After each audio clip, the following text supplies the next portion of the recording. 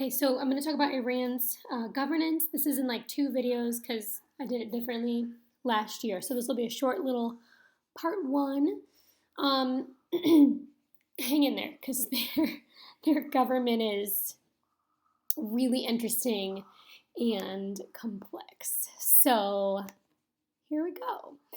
I think I'll come back to this because what this shows is arrows indicate the direction of influence. The entities on the dotted circles are controlled by the supreme leader.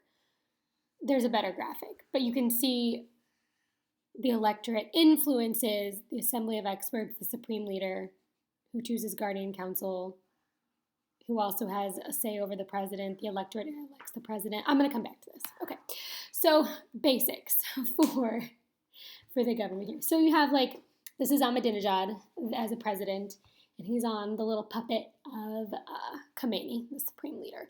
And that's not totally true. He's not a complete puppet. His actions can be vetoed by the supreme leader. He has to follow religious law, but he can make independent decisions. As you know, Iran is a theocratic republic, so it's a theocracy with democratic elements. The theocratic institutions include the supreme leader, so these are all the people who are religious experts, religious leaders, the guardian council, the assembly of religious experts, and the expediency council. There are other entities, that is so cool, the legislature, the president, that are not theocratic institutions, but have to abide by theocratic rules. Iran is a highly centralized unitary state, so it is not a federalist system. Administratively, it's divided into provinces, districts, subdistricts.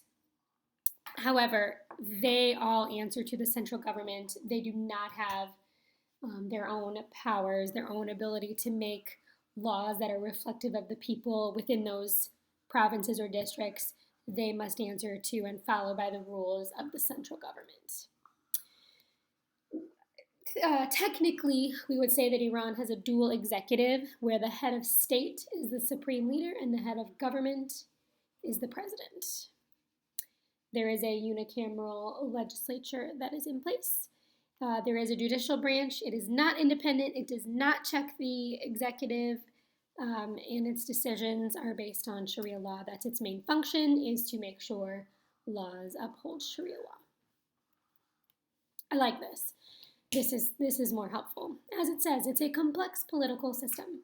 Voters choose the president, they choose the parliament, and they choose the members of this assembly of experts. The experts then choose the supreme leader, so that person is not voted on. The supreme leader also has a group of advisors that help him. He doesn't answer to them. They're there to, like it says, advise his decision making. The supreme leader has say over who's in the guardian council. The guardian council determines who can even run for elective office, which is why you have this arrow to the president. So the voters choose the president, but before this person can be chosen, they have to be vetted by the guardian council. It says here the president serves a 4-year term with a limit of 2 consecutive terms. The president, as you know, chooses the cabinet. They are also approved by the parliament. Over here, we have the supreme leader who manages the military. So it's not the president, right? The supreme leader controls that. Obviously is in control of religious aspects, chooses members of the judicial branch, and is in control of the media. We'll go more in depth with all this, but this is a nice basic graphic of who does what and who chooses. I'm not sure why we have a child voter here. Children do not vote in Iran. I think that's interesting. Okay, so the supreme leader, the head of state, as you know, this is Khomeini, Ayatollah Khomeini. He is the most powerful religious and political figure. He's chosen by those clerics. So again, we have our little chart, chosen by these experts who make up the assembly of experts. That's not the advisors. That's a different group who help him make his decisions. He's appointed for a life term, which is why we've only had 2. His role, what he's expected to do is, care for the community, the whole community, supervising politics, making sure that laws conform to Islam.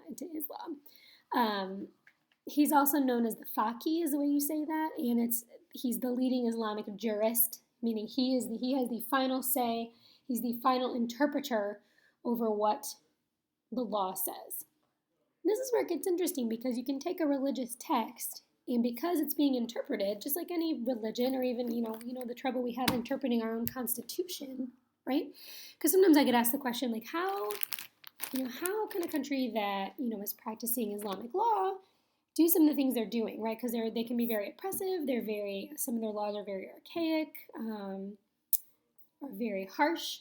And, if this is a peaceful religion, how can you have these things playing out? And it's because we have human beings who are interpreting it, right?